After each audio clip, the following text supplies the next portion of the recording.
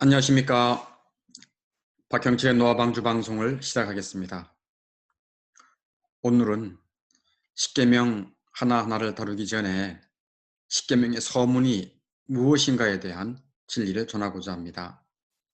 십계명은 하나님께서 중생한 자들, 즉 하나님의 백성에게 주신 생활법도입니다. 십계명은 하나님의 백성이라면 마땅히 지켜야 할 계명입니다. 그런데 하나님께서 십계명을 말씀하시기 전에 서문으로 하신 말씀이 있습니다.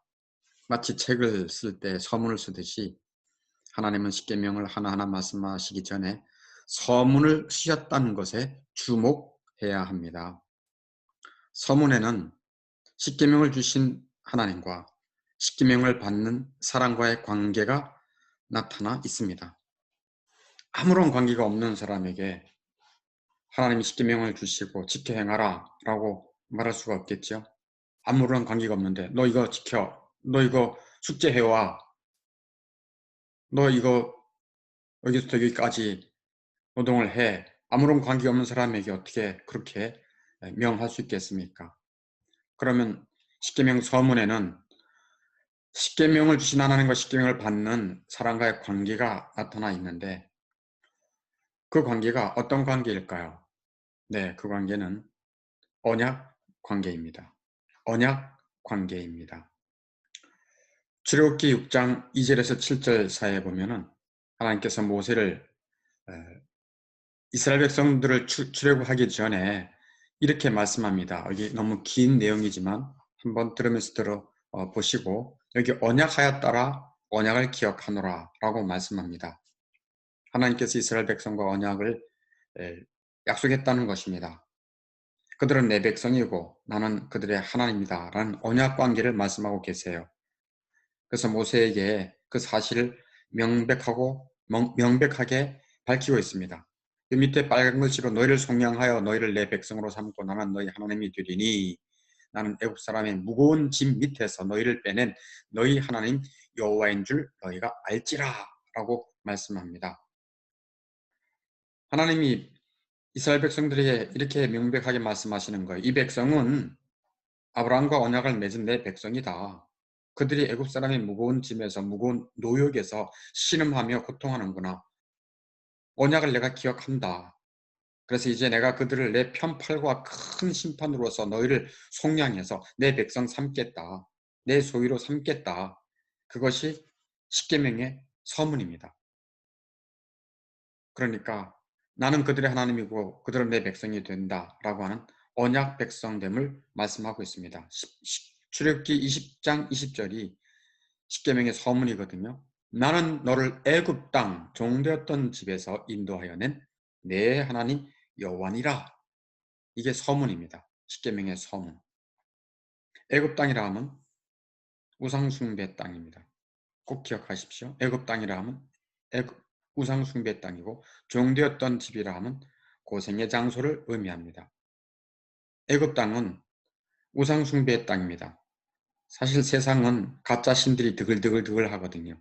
진짜 신은 하나거든요. 유일한 신, 하나님 여호와. 여러분, 나를 낳아주신 아버지가 두 명일 수 있습니까? 있을 수 없죠. 나를 태어나게 하신 분이 한 아버지이듯이 나의 영혼을 만들고 이 세상을 만드신 신은, 진정한 아버지는, 진짜 신은 하나님 여호와 한 분이십니다. 그런데 애굽 땅은 우상 숭배 땅이라고 그랬죠. 엄청나게 많은 가짜 신들이 있었습니다. 그래서 나중에 혹시 출애굽기 읽어볼 기회가 있을지 모르겠지만 하나님께서 애굽의 신들을, 가짜 신들을 심판하리라 라고 말씀하고 있습니다. 그래서 심판했습니다. 출애굽기 서문은 이 내용입니다. 나는 너를 그냥 뭉뚱그려 너희를 아닙니다. 너를, 개인적인 관계를 맺는 것을 강조하고 있습니다. 너를 애굽 땅은 뭐라고요? 우상 숭배 땅. 종되었던 집은 뭐라고요? 고생의 장소입니다. 그곳에서 인도하여 낸 내 하나님 여호와다. 이스라엘은 애굽에 있는 동안 심한 폭정에 시달렸습니다. 이렇게 벽돌을 만들고 또 람셋 성을 쌓는 데에 엄청난 폭정에 시달렸습니다. 공사 감독관들은 이스라엘 백성에게 중노동을 시켰습니다. 나중엔 더 심하게 짓눌러서 벽돌을 만들라고 시키고 집도 주지 않았습니다. 이에 하나님이 말씀합니다. 내가 이제 애굽의 압제 밑에 종살이하는 이스라엘 백성을 구원해낼 것이다. 아까 출애굽기 6장 말씀 중에 6장 6절 너희를 속량하겠다.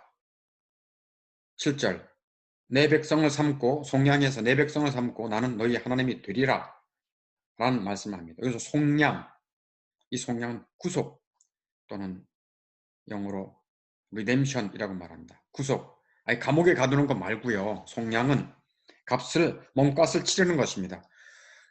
노예로 종살이하는 자들을 이제 구해내기 위해서 몸값을 치르는 것을 속량 또는 구속, 구할 구자, 속전을 준다.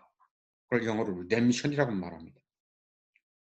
노예로 팔려서 고생하는 사람을 다시 빼내올 때 값을 치르는 것을 구속이다 이렇게 말합니다. 값을 치르는 구속의 역사는 출애굽기 12장에 나타납니다. 애굽의 마지막 재앙, 모든 애굽 사람들의 장자의 죽음에서 나타납니다. 하나님은 모세를 통해 말씀하시죠. 내가 6월절 밤에 애굽 땅에 두루다니며 사람과 짐승을 물어하고 애굽에서 처음 난 것을 다 치고 애굽의 모든 신에게 벌을 내리리라. 하나님이 말씀합니다. 다시 말씀해 볼까요? 내가 6월절 밤에 애굽 땅에 두루다니며 사람과 짐승을 물어하고 애굽에서 처음 난 것을 다 치고 애굽의 모든 신에게 벌을 내리리라 라고 말씀합니다. 모든 사람, 모든 육축의 첫 것을 치겠다는 것이며 즉 죽는 것입니다. 장자는 모든 아이들의 대표입니다. 결국 애굽 전체를 친다는 뜻입니다. 그 대표로 장자를 모두 치는 것입니다. 출애굽기 12장 13절에 그 말씀을 분명히 하죠. 내가 애굽 땅을 칠 때에 그 피가 너희가 사는 집에 있어서 너희를 위하여 표적이 될지라. 내가 피를 볼 때에 너희를 넘어가리니 재앙이 너희에게 내려 멸하지 아니하리라. 이것은 하나님이 애굽 땅 전체를 치시는 때인데 그때 이스라엘 백성은 죽지 않고 살아남게 된다는 기막힌 이야기입니다. 이스라엘 백성들은 다 죽습니다. 그 장자들이. 내가 애굽 땅을 칠 때에 다 죽는다는 것이다. 바로의 장자까지 다 죽었습니다. 애굽 사람은 다 죽는데 이스라엘 백성은 왜 안 죽고 살아서 애굽 땅에서 나왔습니까? 왜요? 이스라엘 백성의 집에 어린 양의 피를 보고 재앙이 넘어간 것입니다. 재앙이 넘어가다 해서 한문으로 6월절, 영어로는 Passover. 어린 양의 피가 무슨 힘이 있어서 그러했겠습니까?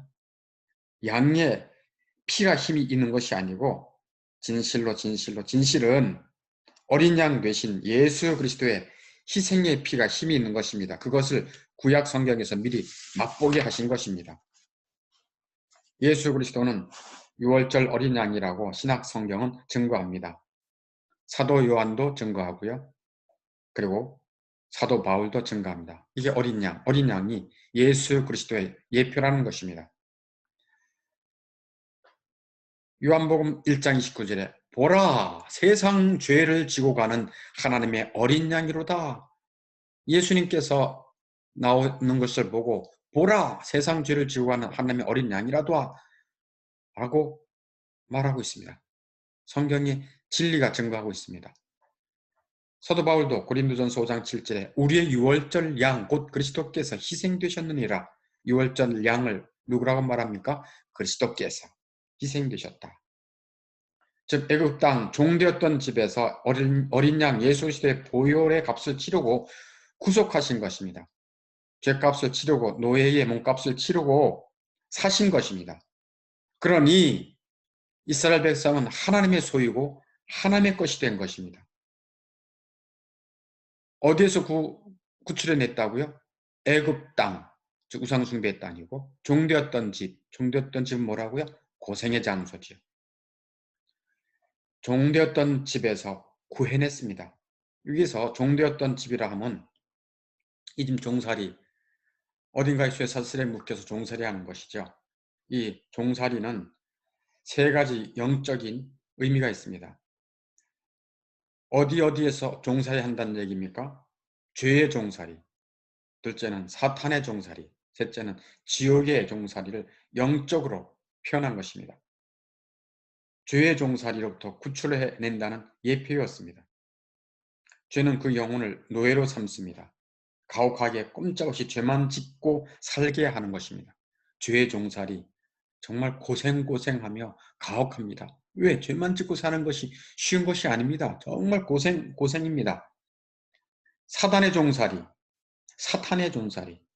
사람은 선천적으로 죄의 종살이 집에서 태어났고 그들은 사탄의 노예로 사로잡혀 있습니다. 성경에서는 사탄을 세상의 임금, 세상의 신이라고 일컬어지는 까닭은 사람들을 욕심을 따라 살도록 명령하고 노예로 삼을 능력을 가지고 있기 때문에 세상의 신, 세상의 임금이라고 성경은 말하고 있어요. 그러므로 종살이는 지긋지긋하고 고생하는 것입니다. 또 지옥의 종살이입니다. 지옥의 종살이에서 지옥의 종살이는 죄의 종살이를 하던 자들의 마지막 집이 지옥입니다. 근데 왜 이런 지옥이 있어야 합니까? 하나님의 공의를 시행할 장소가 있어야 했기 때문입니다. 땅 위에 있는 땅 위에 있는 왕들도 범죄자들을 처벌할 감옥을 마련하거든 하물며 하나님께서는 죄를 지은 죄인들을 가둘 영원한 감옥이 없으시겠습니까? 영원한 감옥, 죄를 지은 자들의 영원한 감옥이 지옥입니다. 이렇게 죄의 집에서 종살이의 집, 어떤 죄의 종살이의 집에서 예수 그리스도의 피의 공로로 구출해 내신다는 예표입니까? 죄의 종살이, 사단의 종살이, 지옥의 종살이입니다. 하나님은 하나님의 전능하신 능력으로 예수 그리스도의 구속의 값, 어린 양 예수의 구속의 값을 치름으로 이스라엘을 하나님의 것으로, 하나님의 소유로, 하나님의 백성으로 삼으신 것입니다. 그래서 나는 너희 하나님이다. 너를 어디에서 인도해 냈는 줄 아느냐? 그게 십계명 서문의 중요한 내용입니다. 나는 너를 애굽 땅 어디라고요? 우상 숭배의 땅, 종되었던 집이 뭐라고요? 고생의 장소입니다. 어디에서 종살이 한다고요? 죄의 종살이, 사단의 종살이, 지옥의 종살이로부터 구출해 내신 것입니다. 하나님이 누구의 값을 치르고요? 예수의 몸값을 치르고. 그래서 십계명의 서문은 나는 너를 애굽 땅 종되었던 집에서 인도하여 낸 내 하나님 여호와다. 너희는 내가 구속해낸 내 백성이다. 너희는 언약 백성이다. 내 것이다. 하고 말씀하시는 것입니다. 그래서 하나님은 자기 백성에게 하나님은 영원한 왕이시니 법을 주십니다. 거룩한 법을 주십니다. 그것이 십계명입니다. 그것을 지켜 행하라고. 오늘 소교리 43문이 십계명의 서문이 무엇입니까? 인데 44문, 소교리 44문 내용을 또 잠깐 이어서 보겠습니다. 십계명의 서문이 우리에게 무엇을 가르칩니까? 무엇을 가르칠 것 같습니까? 네, 십계명의 서문은 하나님께서 주인이시다. 이제 너희들은 내 것이다. 내 소유다라는 거죠. 하나님이 주인이시다. 그리고 하나님이시고 진정한 하나님이시고 진짜 신이시고 구속자이시다.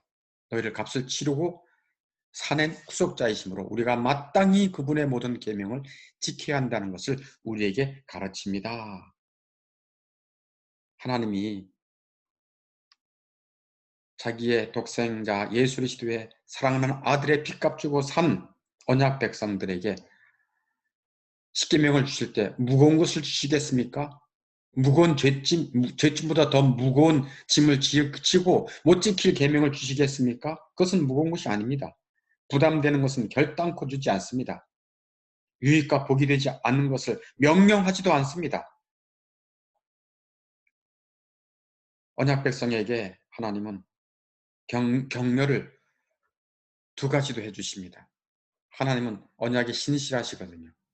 사람은 결혼의 약속 또는 우정의 약속, 우리의 우정 변치 말자, 우리의 사랑 변치 말자 언약을 하고 약속을 해도 잘 변하는 것이 사람입니다. 그러나 하나님은 언약이 신실합니다.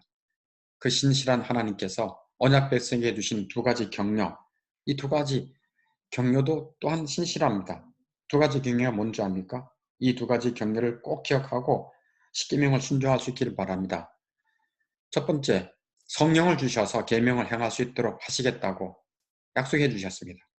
에스겔 36장 27절에 내 영을, 하나님의 영을 너희 속에 두어 너희로 내 율례를 행하게 하겠다라고 하는, 얼마나 신실한 약, 힘을 주시겠다는 얘기입니다. 우리 힘으로 하나님의 법을 지키기가 어렵습니다. 그런데 성령을 주셔서 그 하나님의 계명을 지키게 하겠다라고 격려하고 계십니다. 두 번째 격려는 뭔지 압니까? 우리의 불완전한 순종을 중보자 그리스도를 통해 하나님은 완전한 것으로 보십니다. 우리가 이 땅에 살면서 언약 백성이라 할지라도 하나님의 법과 계명을 완전하게 지키기가 어렵습니다. 불완전합니다. 그러나 우리의 불완전한 순종이지만 그리스도 안에서 하나님은 완전한 것으로 보신다는 것입니다. 얼마나 위로가 되고 힘이 되는지 모릅니다. 하나님의 이런 큰 사랑과 언약을 신뢰하고 십계명을 지켜 행할 수 있기를 바랍니다. 십계명은 우리의 목을 단장해주는 진주 목걸이고요. 우리를 부욕해 할 보물 단지입니다. 십계명은 우리 영혼을 거룩하게 단장할 향료와 기름입니다. 그래서 시편 119편에 이 언약 백성은 하나님의 계명을 지키면서 너무 즐거워하고 복을 누리고 있다라고 고백하고 있습니다. 몇 절만 좀 살펴보겠어요. 시편 119편에 1절에 율법을 따라 행하는 자들은 복이 있으며 나는 주의 법을 따라 살면서 참 복이 있는 사람이야 하고 고백하고 있어요. 14절에 내가 모든 재물을 즐거움 같이 주의 증거들의 도를 즐거워합니다. 나는 돈을 즐거워함 같이 주의 말씀들을 즐거워합니다. 50절에 이 말씀 나의 고난 중에 위로라. 나도 이런저런 고난이 있었지만 이 말씀이 위로가 되었습니다. 라는 고백이에요. 97절에 내가 주의 법을 어찌 그리 사랑하는지 내가 그것을 종일 작은 소리로 읊조리나이다. 하나님의 말씀을 가까이 하고 암송하고 또 묵상한다는 얘기입니다. 143절은 환난과 우환이 내게 미쳤으나 주의 계명은 나의 즐거움입니다. 이 언약 백성이라 할지라도 세상은 환난의 땅이고 우환이 넘치는 땅이니까 이런 일들이 있었던 것 같아요. 그러나 주의 계명으로 말미암아 즐거움을 뺏기지 않았던 것 같습니다. 72절 주의 법이 내게는 천천 금은보다 좋습니다. 주의 법이 내게는 천천 금은보다 좋습니다. 라고 고백합니다. 무슨 말씀입니까? 지금의 말로 조금 좀 말을 좀 바꾼다면 주님의 계명이, 주님의 말씀이 내게는 돈보다 좋습니다. 주의 법이 내게는 주식보다 좋습니다. 주의 법이 내게는 펀드보다 좋습니다. 라는 고백입니다. 사실 돈은 잠깐의 기쁨을 줄 수는 있습니다. 그러나 그 돈을 내가 어떻게 끝까지 다 쓸 수 있지는 아무도 모릅니다. 아무리 재물을 쌓아둔다 해도 누가 그것을 쓸지는 아무도 모릅니다. 괜히 잘못 또 자녀들에게 나눠주면은 또 자녀들이 분란을 일으킬 수도 있습니다. 시편 39편 6절에 보면 헛된 일로 분주하며 재물을 쌓아나 누가 거둘는지 알지 못한다 라고 말하기도 합니다. 어쨌든 이 시편 119편의 언약 백성은 하나님의 계명을 너무 즐거워하고 위로를 받고 소망을 품고 사랑하고 그 법을 지킴으로 받은 복이 너무 많다라고 말하고 있습니다. 아직 하나님을 믿지 아니하는 자들은 구원의 은혜를 구할 수 있기를 바랍니다. 하나님을 믿는 언약의 백성이라고 한다면 주님의 계명을 잘 지킬 수 있는 순종의 은혜를 달라고 기도하기 바랍니다. 십계명을 순종함으로 하나님께 영광이 되고요. 여러분에게도 복이 되고요. 여러분을 만나는 사람들에게도 복의 통로가 될 수 있기를 바랍니다. 노아방주 방송을 마치겠습니다. 다음에 또 만나겠습니다.